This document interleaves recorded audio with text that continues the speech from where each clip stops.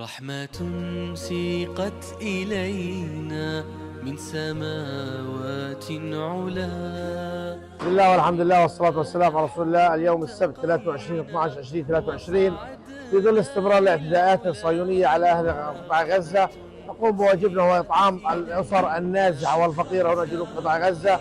اليوم بفضل الله عز وجل يتم إعداد هذه الوجبات يتم توزيعها على مراكز الإيواء على الخيام على الأسر النازحة أينما وجدوا، وذلك بتبرع كريم من فاعلين خير من جسر المناديل.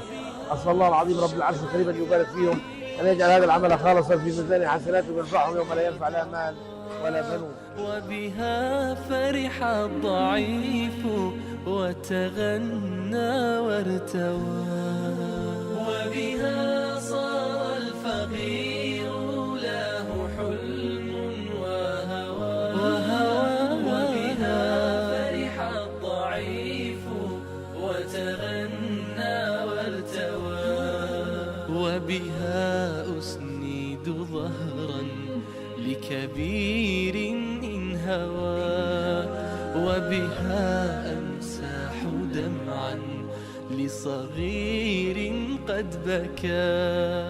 فتسامت رحمتي ملأتك أمتي، فتسامت رحمتي ملأتك أمتي، رحمات من إلهي تصنع حريتي، رحمات من إلهي تصنع حريتي.